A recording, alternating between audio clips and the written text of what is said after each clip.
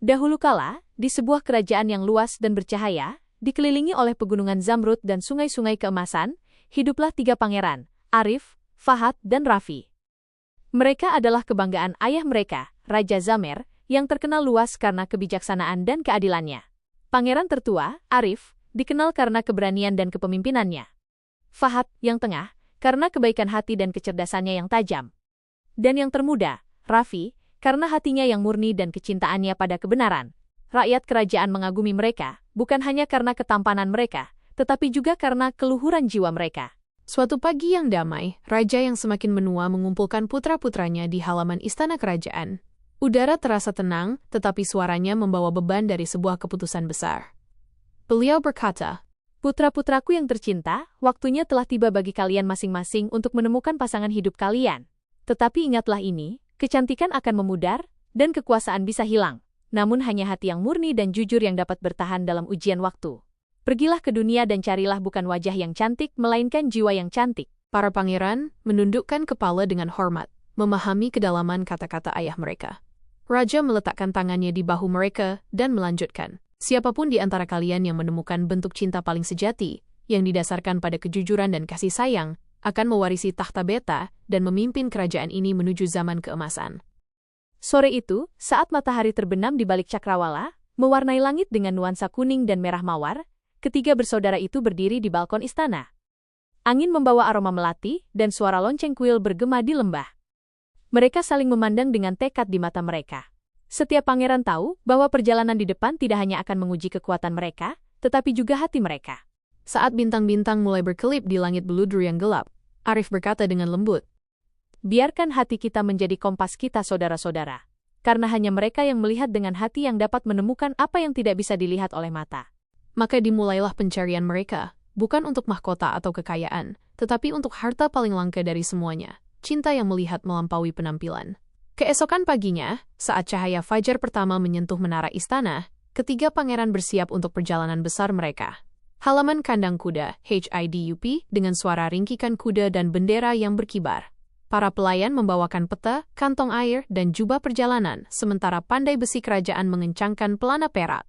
Raja berdiri di gerbang besar, matanya bangga namun terasa berat dengan beban perpisahan. Setiap pangeran menaiki kudanya. Arif di atas kuda jantan putih tinggi bernama Storm, Fahad di atas kuda coklat bernama Ember, dan Raffi di atas kuda betina abu-abu gelap bernama Moonlight. Raja mengangkat tangannya dan berkata, "Maju putra-putraku.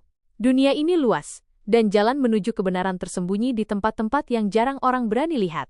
Percayalah pada hatimu ketika matamu menipumu." Dengan hormat terakhir, para pangeran keluar dari gerbang, baju besi mereka berkilauan di bawah matahari terbit. Kerajaan perlahan memudar di belakang mereka, digantikan oleh ladang terbuka yang membentang menuju bukit-bukit yang jauh. Mereka melewati hutan-hutan yang berbisik di mana pohon-pohon kuno seolah menceritakan kisah lama, melintasi sungai-sungai yang berkilauan seperti kaca cair, dan melalui desa-desa yang dipenuhi tawa dan nyanyian. Kemanapun mereka pergi, orang-orang menyambut mereka dengan hangat, menawarkan buah, roti, dan doa untuk perjalanan yang aman. Tetapi perjalanan ITU tidak tanpa kesulitan. Hari berubah menjadi minggu. Angin gurun yang membakar menghanguskan kulit mereka, dan malam-malam dingin di pegunungan membuat mereka kedinginan. Namun tidak sekalipun mereka mengeluh atau kembali. Keberanian Arif menjaga semangat mereka tetap tinggi, kebijaksanaan Fahad membimbing mereka melalui bahaya, dan hati Raffi yang lembut mengingatkan mereka akan tujuan sejati mereka. Berkali-kali di sepanjang jalan, mereka bertemu dengan wanita bangsawan, putri-putri, dan ratu-ratu, masing-masing lebih cantik dari yang terakhir. Beberapa tinggal di istana marmer, yang lain di taman-taman harum. Senyum mereka menawan, suara mereka manis, namun para pangeran tidak merasakan koneksi yang dalam di hati mereka. Mereka mengingat kata-kata ayah mereka. "Carilah bukan wajah yang cantik, melainkan jiwa yang cantik." Suatu malam, setelah perjalanan panjang, mereka berkemah di samping sebuah danau yang tenang. Air memantulkan perak bulan seperti cermin yang dipoles. Duduk di sekitar api unggun, Fahad berbicara lebih dulu. "Kita telah melintasi separuh dunia, namun hati kita masih kosong. Mungkin kecantikan sejati bersembunyi di tempat yang tak terpikirkan untuk dicari." Raffi menatap bintang-bintang dan menjawab dengan lembut, "Mungkin cinta menunggu mereka yang telah belajar melihat melampaui permukaan." Arif mengangguk menatap api yang menari di depannya. "Kalau begitu besok, kita akan berkuda kemana hati kita menuntun, kemana jalan berakhir, dan hal yang tidak diketahui dimulai." Maka, saat malam semakin larut dan api mulai meredup, ketiga pangeran tertidur di bawah langit terbuka, tidak menyadari bahwa takdir sudah membimbing mereka menuju sebuah desa kecil yang terlupakan, di mana makna kecantikan sejati akan segera terungkap. Saat fajar menyingsing di atas bukit-bukit yang berkabut, ketiga pangeran terbangun oleh suara kicauan burung dan gemerisik lembut angin yang melewati alang-alang. Mereka mengemasi barang-barang mereka, menaiki kuda mereka, dan mengikuti jalan sempit tak bertanda yang berkelok-kelok turun ke lembah yang dalam. Udara menjadi lebih dingin, dan sinar keemasan matahari pagi menyaring melalui pepohonan, melukis garis-garis cahaya di wajah mereka. Tak satu pun dari mereka tahu kemana jalan itu mengarah, tetapi sesuatu di hati mereka mendesak mereka untuk terus maju. Setelah berjam-jam perjalanan, mereka mencapai tepi hutan tua yang terbuka ke desa yang sunyi dan terlupakan, tempat yang begitu sederhana sehingga tidak muncul di peta kerajaan manapun. Rumah-rumah terbuat dari tanah liat dan jerami, jalan-jalan tidak beraspal, dan aroma roti yang baru dipanggang bercampur dengan bau tanah yang basah kuyup oleh hujan. Anak-anak bermain tanpa alas kaki di dekat sungai, dan wanita-wanita tua duduk di luar menenun keranjang. Terlepas dari kemiskinannya, desa Itiyu berdenyut dengan kedamaian langka, sukacita yang tenang yang tidak membutuhkan kemewahan untuk ada. Penduduk desa berkumpul saat ketiga pangeran masuk. Baju besi mereka yang berkilauan dan kuda-kuda bangsawan mereka tampak hampir tidak pada tempatnya di antara gubuk sederhana. Namun penduduk desa membungkuk dengan sopan, mata mereka dipenuhi rasa hormat daripada ketakutan. Seorang pria tua melangkah maju, wajahnya lapuk oleh waktu, tetapi senyumnya hangat dan ramah. "Pelancong," katanya dengan ramah, "desa kami jarang menerima tamu. Kalian pasti lelah. Mari, istirahat dan berbagi makanan dengan kami. Kami memiliki sedikit, tetapi apa yang kami miliki, kami berikan dengan hati terbuka." Para pangeran menerima tawaran itu dengan rasa terima kasih. Mereka turun dari kuda dan mengikuti pria itu ke halaman yang teduh, di mana beberapa bangku kayu berdiri di samping sumur kecil. Penduduk desa membawa roti segar, buah, dan air. Para pangeran memperhatikan bagaimana setiap orang saling membantu, muda dan tua, kuat dan lemah. Bahkan mereka yang memiliki sedikit berbagi dengan murah hati. Itu adalah jenis kecantikan yang belum pernah mereka lihat sebelumnya. Sederhana, tulus, dan penuh kehangatan. Saat mereka makan, Raffi berbisik kepada saudara-saudaranya, "Lihatlah sekeliling. Orang-orang ini tidak memiliki apa-apa, namun mereka hidup dengan kedamaian seperti itu. Mungkin disinilah kita akan menemukan apa yang kita cari." Saat itu juga, dari seberang halaman, muncullah 3 gadis muda, masing-masing membawa keranjang berisi sayuran dan kayu bakar. Pakaian mereka sederhana dan usang, wajah mereka ditandai dengan debu dan sinar matahari. Namun, ada sesuatu yang luar biasa dalam cara mereka bergerak, dengan anggun, kesabaran, dan kekuatan yang tenang. Gadis pertama, dengan rambut kusut dan senyum malu-malu, membantu seorang anak kecil membawa air. Yang kedua, yang sedikit pincang saat berjalan, sedang membagikan roti kepada orang miskin. Yang ketiga, yang matanya tampak keruh, seolah dia hampir tidak bisa melihat, membimbing seorang wanita tua dengan lembut ke tempat duduknya. Para pangeran terdiam. Mereka merasakan tarikan yang tidak biasa di hati mereka, sesuatu yang lebih dalam dari sekadar ketertarikan. Seolah-olah jiwa mereka mengenali cahaya di dalam gadis-gadis ini, bahkan sebelum mata mereka memahaminya. Fahad mencondongkan tubuh dan bergumam, "Saudara-saudara, apakah kalian merasakannya juga? Ada kemurnian di sini, sesuatu yang nyata." Arif mengangguk perlahan, tatapannya melembut. "Kita mungkin baru saja melangkah ke tempat takdir menuntun kita." Dan saat matahari sore memandikan desa dalam cahaya keemasan, ketiga pangeran menyadari bahwa perjalanan panjang mereka melalui padang pasir, pegunungan, dan istana telah membawa mereka bukan pada kemegahan, tetapi pada kebenaran. Di sini, di desa yang terlupakan ini, di antara hati yang paling sederhana, benih takdir mereka telah mulai mekar. Saat senja menyelimuti desa, udara menjadi lembut dan keemasan. Asap dari api masak melengkung lembut ke arah langit, dan suara tawa yang samar bergema di antara rumah-rumah lumpur kecil. Ketiga pangeran duduk di bawah pohon ara tua di dekat sumur, hati mereka masih tergerak oleh pemandangan 3 gadis sederhana yang mereka lihat sebelumnya. Tak satu pun dari mereka berbicara untuk waktu yang lama. Masing-masing tenggelam dalam pikiran, merasa bahwa sesuatu yang luar biasa sedang terjadi di depan mereka. Tak lama kemudian, gadis pertama muncul lagi. Namanya Amira. Rambutnya yang gelap tidak disisir dan kusut oleh angin, tangannya kasar, karena bekerja di ladang. Namun ada cahaya polos di matanya, cahaya seseorang yang menemukan keindahan dalam hal-hal sederhana. Dia membawa pot tanah liat berisi air di bahunya, dan tersenyum malu-malu saat melewatinya. Ketika dia memperhatikan para pangeran, dia berhenti, membungkuk sedikit, dan berkata dengan lembut, Orang asing pasti lelah dari perjalanan panjang mereka. Apakah Anda ingin air? Hanya itu yang saya miliki untuk ditawarkan. Arif, pangeran tertua, bangkit dan mengambil pot itu dengan lembut dari tangannya. Jari-jarinya sedikit gemetar, bukan karena takut, tetapi karena kesopanan. Dia berkata dengan ramah, Kau menawarkan lebih banyak kebaikan daripada kebanyakan yang tinggal di istana. Katakan padaku, apakah kau tidak mengharapkan HIDUP yang lebih mudah? Amira tersenyum samar, menatap Cakrawala. Jika hati seseorang puas, HIDUP sudah mudah. Saya menemukan kegembiraan dalam membantu orang lain. Itulah kedamaian saya. Kata-katanya sangat menyentuh Arif.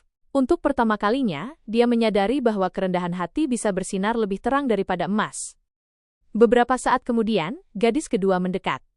Namanya Zara. Dia berjalan dengan sedikit pincang, langkahnya tidak rata namun mantap. Di lengannya, dia membawa keranjang berisi roti yang baru dipanggang.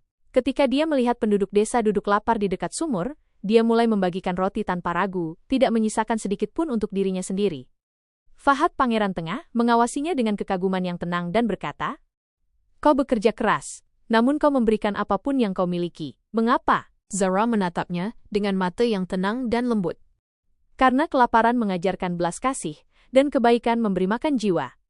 Apa yang saya berikan kembali kepada saya dalam kedamaian? Kata-katanya membawa kebijaksanaan seseorang yang telah mengenal rasa sakit dan mengubahnya menjadi kekuatan.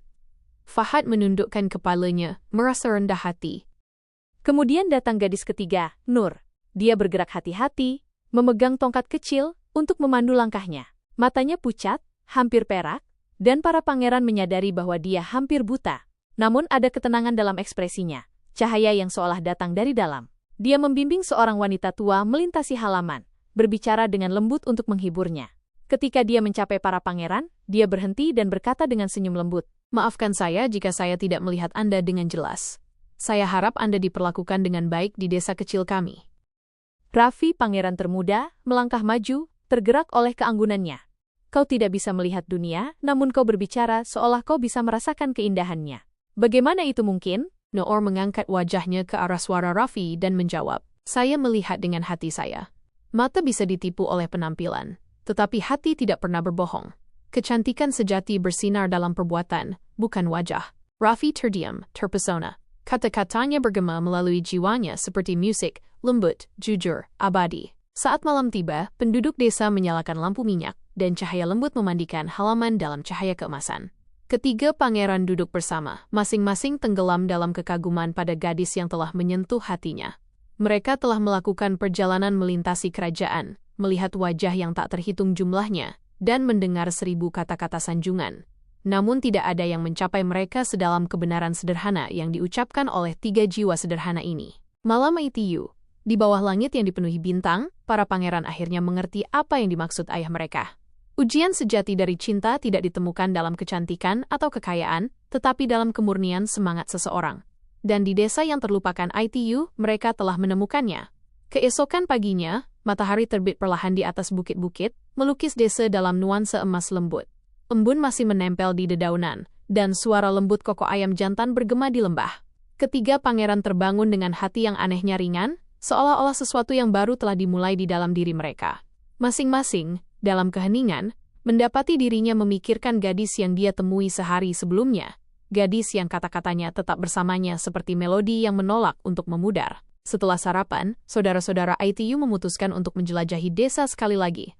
Meskipun mereka tidak mengatakannya dengan keras, masing-masing diam-diam berharap untuk melihatnya lagi. Amira, Zara, dan Noor. Arif adalah yang pertama berjalan menuju ladang. Di sana, di bawah naungan pohon zaitun, dia menemukan Amira, tangannya jauh di dalam tanah saat dia menanam benih baru. Rambutnya jatuh di bahunya seperti sungai gelap, dan senyum samar bermain di bibirnya saat dia bekerja.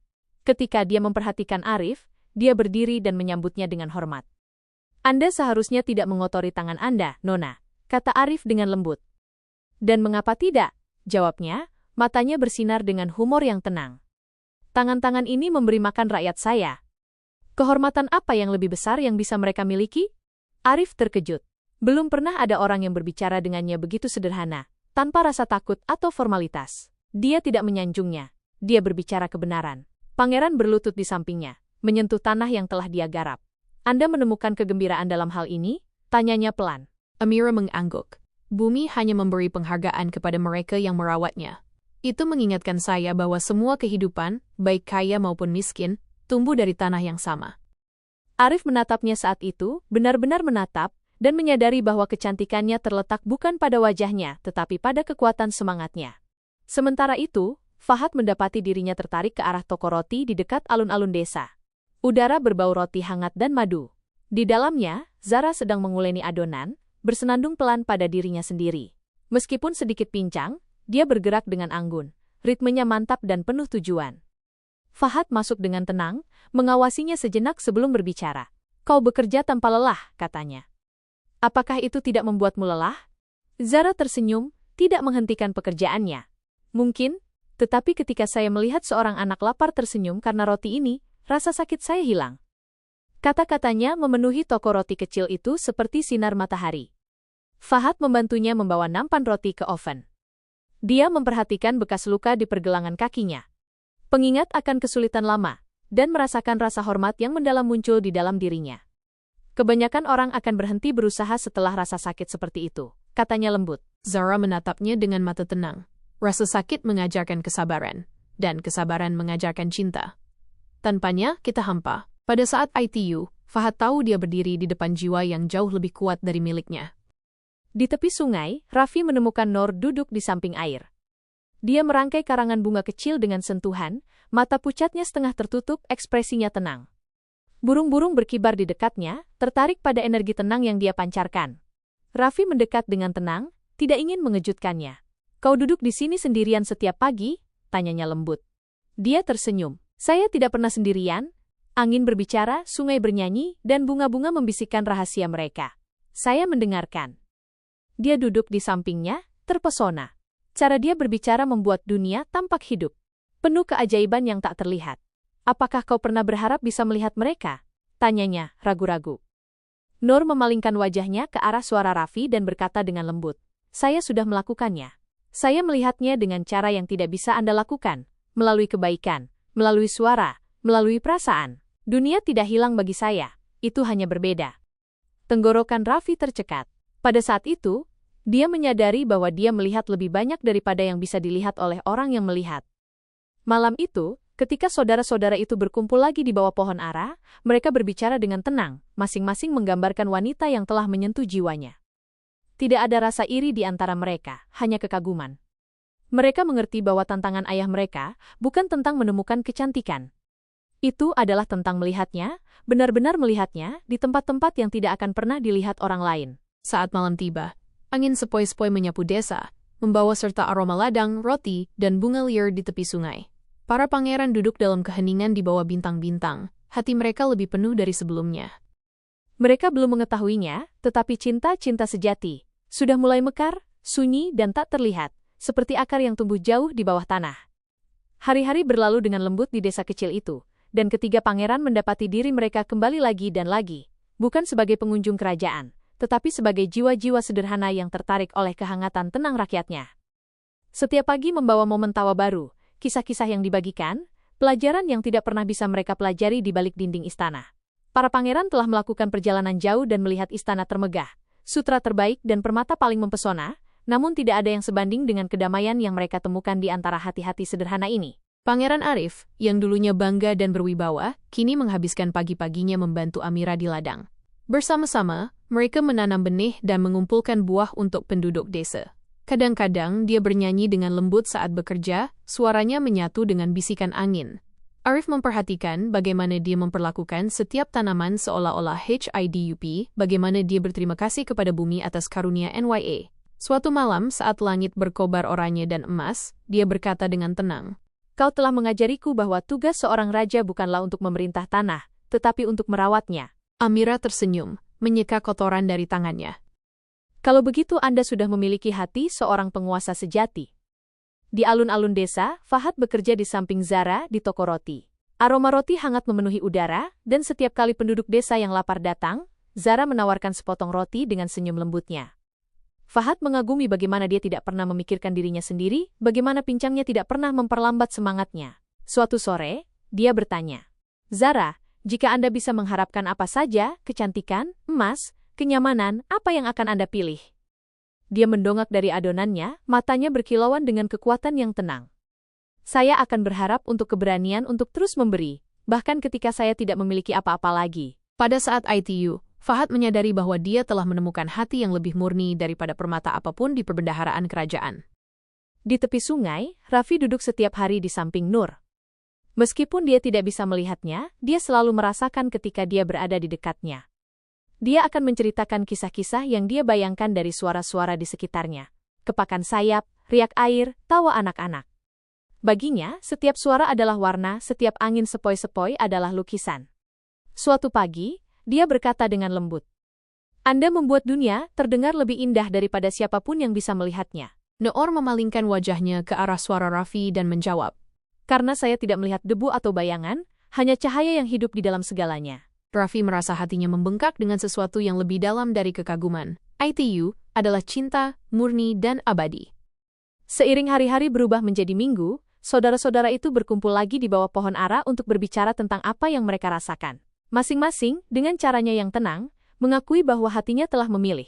Mereka telah menemukan bukan hanya cinta, tetapi kebenaran jenis yang dibicarakan ayah mereka. "Saya tahu ini terdengar aneh," kata Arif, "tetapi saya tidak bisa membayangkan hidup tanpa Amira. Jiwanya lebih cerah dari matahari." Dan Zara, tambah Fahad, kebaikannya bisa menyembuhkan sebuah kerajaan. "Dan Nur," bisik Raffi, suaranya bergetar. "Dia menunjukkan kepadaku dunia, melalui hatinya. Saya melihat secara berbeda sekarang karena dia." Mereka saling memandang, tiga bersaudara yang terikat oleh satu takdir, dan pada saat itu, mereka membuat pilihan mereka. Mereka tidak akan kembali ke istana dengan mahkota emas atau pengantin asing. Mereka akan kembali dengan kebenaran, kerendahan hati, dan cinta, hadiah yang lebih berharga daripada harta karun apapun. Keesokan paginya, seluruh desa berkumpul di dekat sumur. Para pangeran berdiri di depan orang-orang, berpakaian bukan jubah kerajaan, tetapi pakaian sederhana. Arif melangkah maju dan berbicara dengan jelas. "Kami datang ke sini sebagai pangeran yang mencari kecantikan. Tetapi, kami telah belajar bahwa kecantikan HIDUP bukan di wajah, tetapi di hati. Kami ingin menikahi wanita yang telah mengajarkan kami kebenaran ini, Amira, Zara, dan Noor." Tarikan napas terkejut menyebar di antara kerumunan. Beberapa penduduk desa tersenyum gembira, yang lain hampir tidak bisa mempercayai telinga mereka. Tetapi ketika ketiga gadis ITU melangkah maju, rendah hati, gugup, namun berseri-seri dengan cahaya batin, semua orang merasakan ketulusan di udara. Tetua desa meletakkan tangannya di kepala para pangeran dan berkata, "Maka biarlah demikian. Semoga persatuan kalian diberkati oleh Dia yang menjadikan cinta lebih besar dari kesombongan." Dan saat lonceng desa berdering lembut di angin, ketiga pangeran memandang kekasih mereka, bukan dengan mata raja, tetapi dengan mata pria yang akhirnya menemukan makna sejati dari cinta. Hari pernikahan tiba seperti tidak ada hari lainnya. Langit diwarnai dengan nuansa lembut mawar dan emas, dan angin sepoi-sepoi membawa aroma melati yang mekar melalui udara. Meskipun upacara diadakan di alun-alun desa yang sederhana, rasanya seolah-olah surga sendiri telah turun untuk menyaksikan persatuan cinta dan kebenaran. Penduduk desa, yang dulunya memandang para pangeran sebagai sosok bangsawan yang jauh, kini melihat mereka sebagai saudara, teman, dan setara. Untuk pertama kalinya, pernikahan kerajaan tidak akan dirayakan dengan emas dan kemegahan, tetapi dengan kesederhanaan dan ketulusan. Para pangeran, mengenakan jubah putih polos alih-alih baju besi dan permata mereka yang biasa, berdiri bersama di bawah kanopi yang terbuat dari tanaman merambat yang ditenun dan bunga liar. Mahkota mereka diganti dengan karangan bunga daun zaitun, simbol perdamaian dan kerendahan hati. Di samping mereka berdiri Amira, Zara, dan Noor. Wajah mereka bersinar bukan dengan riasan atau ornamen, tetapi dengan cahaya kegembiraan murni. Penduduk desa berkumpul di sekitar, memegang lilin dan menyanyikan lagu-lagu berkat. Amira, putri petani, menatap Pangeran Arif dengan pengabdian yang tenang. Dia dulunya adalah seorang pejuang yang memimpin pasukan, tetapi sekarang dia berdiri di depannya sebagai seorang pria yang telah belajar kekuatan kelembutan. Ketika tetua bertanya, apakah dia menerima Amira sebagai istrinya, Arif berkata dengan lembut, "Saya bersedia." Untuk tangannya yang memelihara kehidupan, hatinya yang tahu rasa syukur, dan semangatnya yang bersinar lebih terang dari emas. Air mata memenuhi mata Amira saat dia menjawab, "Dan saya, yang telah mengenal bumi dan keheningannya, telah menemukan dunia saya di dalam hatinya." Berikutnya berdiri Pangeran Fahad dan Zara, putri tukang roti. Pincangnya masih ada, tetapi hari ini, seolah-olah dia berjalan dengan keanggunan seorang ratu. Ketika Fahad memegang tangannya, dia berkata, Zara mengajariku bahwa kekuatan sejati lahir dari kebaikan. Saya menikahi bukan kecantikannya, tetapi keberaniannya. Karena itu merendahkan bahkan yang paling perkasa. Zara tersenyum, melalui air matanya, berbisik, Dan saya menikahi bukan seorang pangeran, tetapi seorang pria yang melihat melampaui bekas luka saya dan menemukan jiwa saya. Akhirnya datang Pangeran Raffi dan Noor, gadis buta yang hatinya melihat lebih jelas daripada mata manapun. Ketika Raffi meletakkan karangan bunga di kepalanya, dia tersenyum, merasakan tangannya yang gemetar. Tetua menoleh padanya dan bertanya, Nur, apakah Anda menerima pria ini sebagai suami Anda? Dia mengangkat wajahnya ke arah sinar matahari dan berkata dengan lembut, Ya, karena dia melihat saya bukan dengan matanya, tetapi dengan jiwanya. Dan di dalam jiwanya, saya melihat dunia. Mendengar ITU, Raffi menundukkan kepalanya dan berbisik, Anda telah mengajariku untuk melihat cahaya dalam kegelapan dan kecantikan dalam kebenaran. Saat sumpah mereka bergema di udara, kerumunan terdiam. Bahkan angin seolah berhenti, seolah alam sendiri menahan napas. Kemudian, perlahan, penduduk desa mulai bersorak.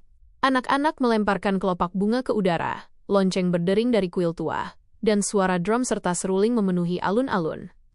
Orang-orang menari tanpa alas kaki di debu, kegembiraan mereka tak terkendali. Pesta pernikahan itu sederhana. Roti, buah-buahan, dan susu dibagikan di antara semua. Para pangeran melayani tamu mereka dengan tangan mereka sendiri, tertawa dan makan di samping penduduk desa yang paling miskin. Tetua mengawasi mereka dan berkata, Belum pernah tanah ini melihat pernikahan yang begitu murni. Hari ini, kita telah menyaksikan pernikahan bukan hanya hati, tetapi juga dunia. Bangsawan dan sederhana, yang kuat dan yang lemah, dipersatukan oleh cinta saja. Ketika matahari akhirnya terbenam di balik cakrawala, 1000 bintang muncul di langit, bersinar lebih terang dari sebelumnya. Ketiga pasangan itu berdiri bersama, bergandengan tangan, menatap ke atas. Tidak perlu tahta. Tidak perlu kekayaan. Hati mereka penuh, dan dalam kepenuhan itu, mereka menemukan kebahagiaan yang tidak bisa dibawa oleh mahkota apapun. Malam itu, seluruh desa bersinar dengan lentera, dan tawa bergema di ladang. Para pangeran telah menemukan apa yang diharapkan ayah mereka, bahwa cinta sejati merendahkan bahkan raja, dan bahwa hati yang murni adalah kerajaan terbesar dari semuanya. Minggu-minggu berlalu, dan kegembiraan pernikahan itu tetap ada seperti aroma lembut bunga musim semi. Ketiga pangeran dan pengantin mereka memutuskan sudah waktunya untuk kembali ke istana kerajaan. Perjalanan kembali itu panjang, berkelok-kelok melalui hutan, sungai, dan lembah, namun terasa lebih ringan dari sebelumnya. Para pangeran tidak lagi melakukan perjalanan sebagai pencari. Mereka kembali sebagai pria yang telah menemukan kebenaran. Sepanjang jalan, penduduk desa dari kota-kota tetangga berkumpul untuk melihat mereka, kagum oleh pemandangan pria kerajaan berjalan bergandengan tangan dengan wanita yang mengenakan pakaian desa sederhana. Ketika gerbang kerajaan terlihat, trompet berbunyi dari menara istana. Pelayan dan bangsawan bergegas maju, berharap melihat 3 putri yang mempesona dihiasi permata. Tetapi ketika mereka melihat Amira, Zara, dan Noor berpenampilan biasa, gaun mereka sederhana, tangan mereka kapalan karena bekerja, bisikan menyebar di antara kerumunan. Beberapa berbisik mengejek, yang lain memalingkan muka karena tidak percaya. Raja Zamer turun dari tahtanya, tatapannya dalam dan mencari.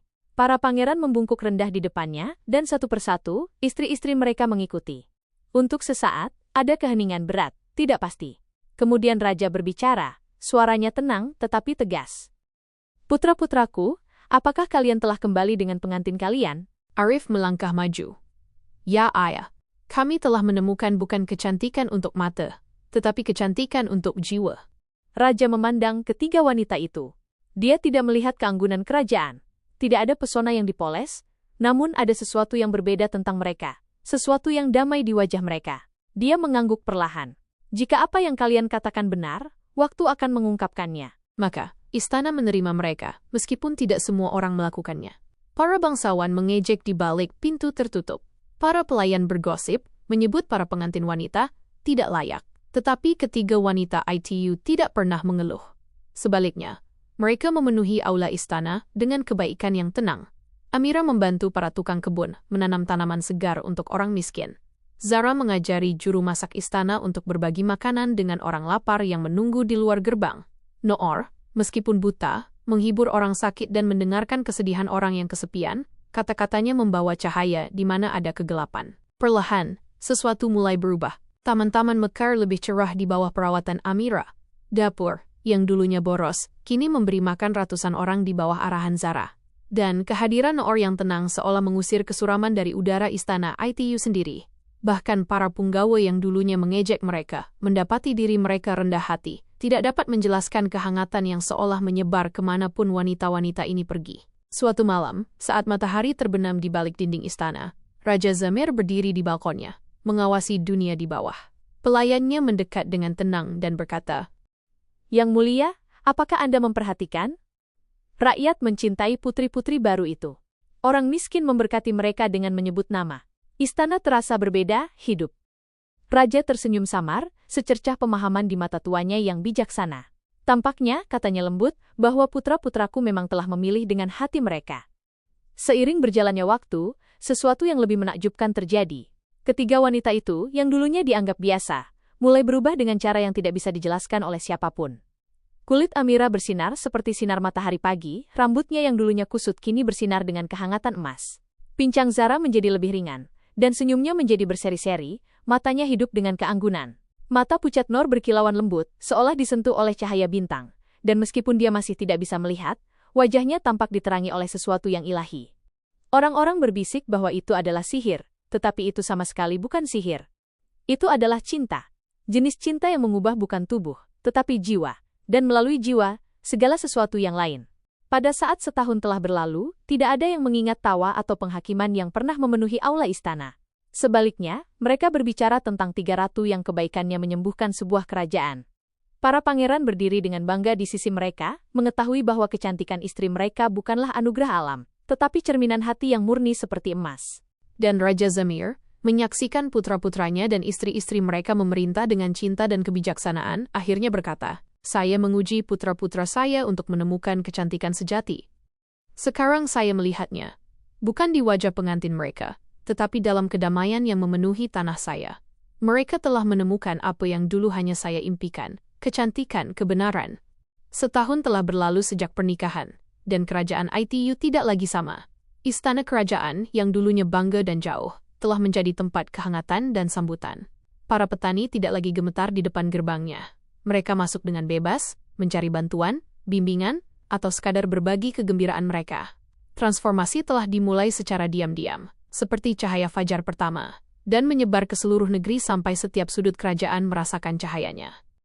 Ratu Amira, yang dulunya adalah putri petani sederhana, dikenal sebagai Ibu Panen. Dia menghabiskan pagi-paginya berjalan tanpa alas kaki di taman istana, menanam benih dengan para tukang kebun, dan mengajari mereka rahasia tanah. Di bawah perawatannya, tanah berkembang seperti belum pernah terjadi sebelumnya. Bahkan selama musim yang keras, tanaman tumbuh kuat dan melimpah. Dia akan berkata, "Bumi memberi lebih banyak ketika dicintai, bukan diperintah." Tangannya, yang masih kasar dari tahun-tahun bekerja, menjadi simbol berkat, karena dimanapun dia sentuh, kehidupan mekar. Ratu Zara, putri tukang roti, menjadi hati perjamuan. Dia mengubah dapur istana menjadi tempat perlindungan kemurahan hati. Tidak ada yang kelaparan dalam jangkauannya. Setiap hari, ratusan penduduk desa miskin diberi makan atas perintahnya, dan dia sering memasak dengan tangannya sendiri.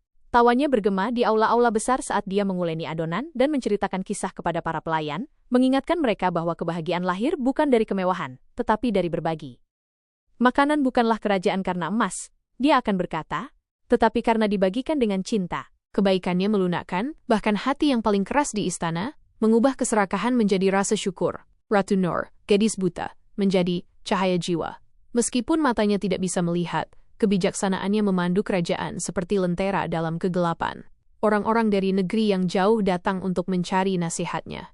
Dia akan mendengarkan, benar-benar mendengarkan, dan kata-katanya membawa kedamaian yang menyentuh semua yang mendengarnya. Melihat dengan mata ITU mudah, Noor akan berkata, tetapi melihat dengan hati, ITU adalah karunia yang hanya dimiliki sedikit orang. Bahkan Raja Zamir datang kepadanya untuk meminta nasihat, sering mengatakan bahwa kebutaannya bukanlah kutukan tetapi berkat, karena dia melihat apa yang tidak bisa dilihat orang lain, kebenaran di dalam diri orang. Di bawah pemerintahan ketiga pangeran dan istri-istri mereka, kerajaan memasuki zaman keemasan. Perdagangan berkembang, seni berkembang, dan rakyat hidup dalam persatuan. Tidak ada lagi pengemis di jalanan, tidak ada lagi kelaparan di desa-desa. Musik dan tawa memenuhi udara sekali lagi. Aula marmer istana, yang dulunya dingin kini cerah dengan bunga, lagu-lagu, dan celoteh anak-anak. Karena Amira, Zara dan Nor menyambut orang miskin untuk merayakan setiap festival bersama mereka. Suatu malam, saat matahari terbenam di balik bukit-bukit, ketiga pasangan ITU berkumpul dengan Raja Zamir di taman kerajaan. Kunang-kunang menari di antara tanaman merambat melati, dan udara berkilauan dengan kedamaian. Raja tua ITU melihat sekelilingnya pada putra-putranya, istri-istri mereka, dan keindahan tanahnya yang kini harmonis. Air mata memenuhi matanya saat dia berkata, "Putra-putraku, ketika Beta meminta kalian mencari wanita yang paling cantik, Beta berharap kalian akan melihat melampaui wajah. Dan kalian melakukannya. Kalian menemukan kecantikan yang tidak bisa pudar, kecantikan yang membawa cahaya ke seluruh kerajaan." Nor tersenyum lembut dan menjawab, "Kecantikan sejati yang mulia tidak dilihat, ITU dirasakan. Ia HIDUP, di mana kebaikan berada dan di mana cinta bernapas." Raja menundukkan kepalanya dalam persetujuan yang rendah hati. Malam ITU, saat bulan terbit penuh dan keemasan, cahayanya membasuh kerajaan, berkat yang sunyi di atas tanah yang kini dikenal luas sebagai kerajaan cahaya. Para pelancong yang melewati perbatasannya akan membisikkan kisah tentang tiga ratu yang dulunya disebut jelek, tetapi yang hati mereka bersinar lebih terang daripada permata apapun.